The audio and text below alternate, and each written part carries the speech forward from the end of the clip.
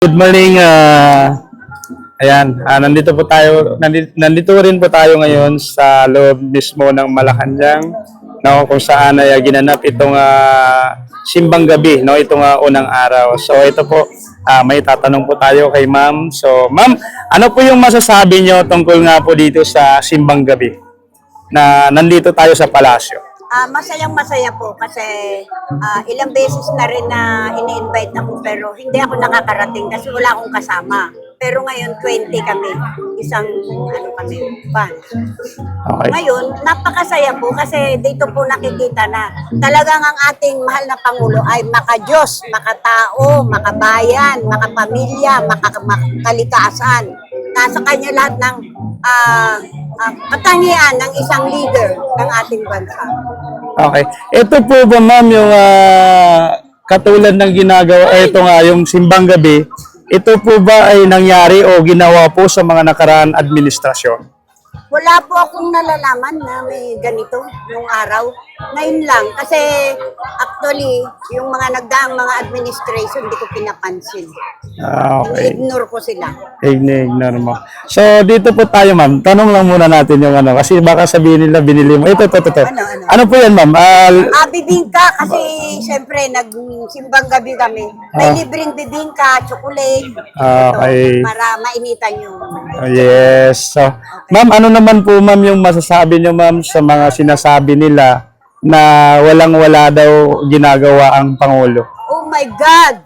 Ay, mag-research muna kayo bago kayo magsalita. Kasi lahat ng sinasabi ninyo na naninira sa aming mahal na Pangulo ay kayo ang gumagawa.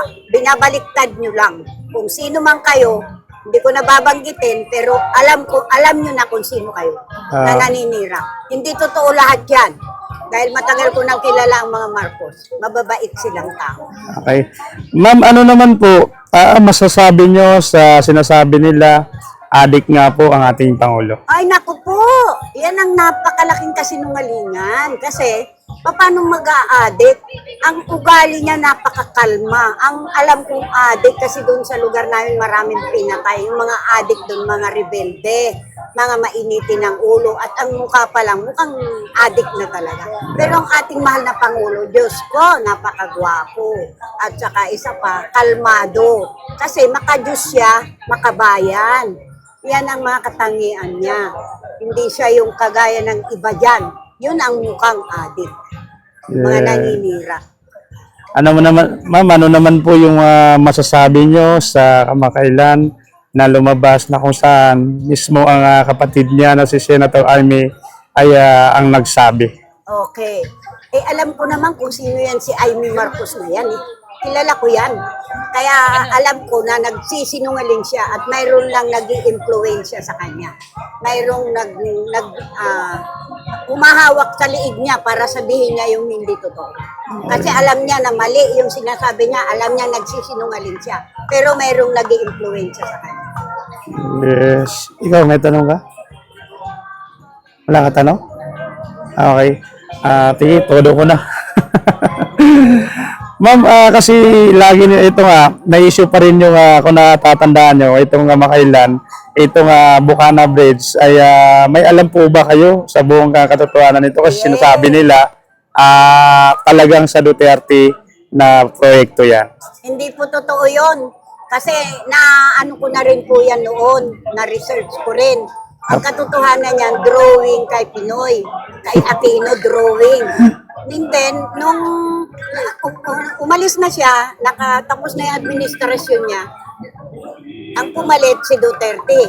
Pero, nung kinukuha na nila ni Senator Villar, secretary dati ng DPWH, at saka ni Digong yung pondo, hindi binigay sa kanila ng China. And then, nung natapos yung term ni Digong, pumunta sila kay PBBM at sila ngayon yung nag-usap.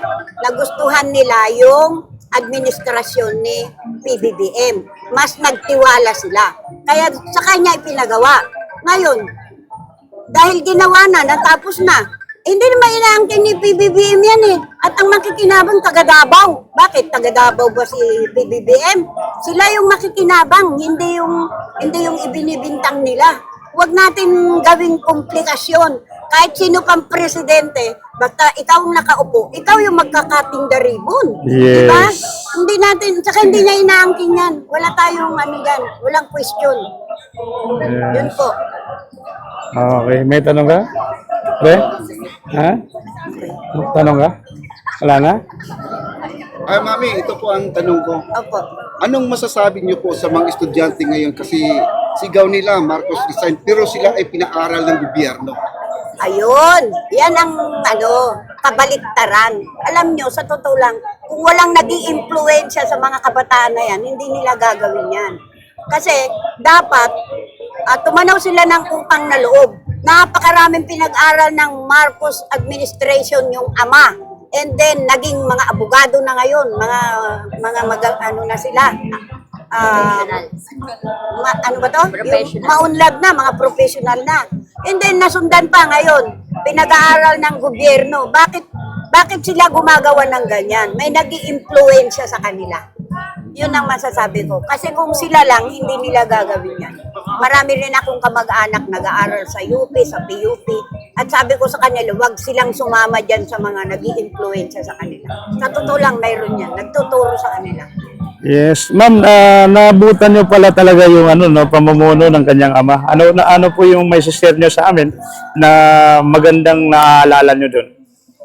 Ang naalala ko noon, mura ang bilihin at yung mga nag-aaral noon, libre ang bonds, libre. Maraming mga libre noon pinamimigay sa mga estudyante. Kaya hindi nagugutom.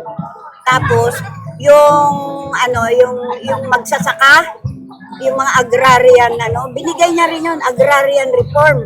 Kaya ngayon, yung inumpisahan ng kanyang ama noon, ipinagpapatuloy lang ngayon ni Apo PBBM, ni Presidente. Kasi yung dating si Secretary Estrella na matanda, yung anak niya ngayon ang namamahala sa agrarian reform. Kaya nagpapasalamat ako una sa Panginoon kasi si PBBM ang kanyang niluklok. Ako'y naiiyak. Natutuwa ako. Tuwan-tuwa ako na si PBBM ang namuno after 3 dekada. Kasi dapat noong pa yan na ipamahagi na yung mga lupain na yan. Kaya lang, inagaw nila yung kapangyarihan. So, naudlot. Dapat mayaman na tayo ngayon. Yes. Last question ka ba?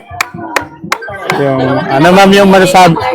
Ma'am, last question na po. May tumatawag. Si Ma'am Imelda, wait lang. Okay. Kasi di, Sige, ma'am. Nasaan na kayo? Okay, ma'am. Thank you. Interview ako ng mga vlogger.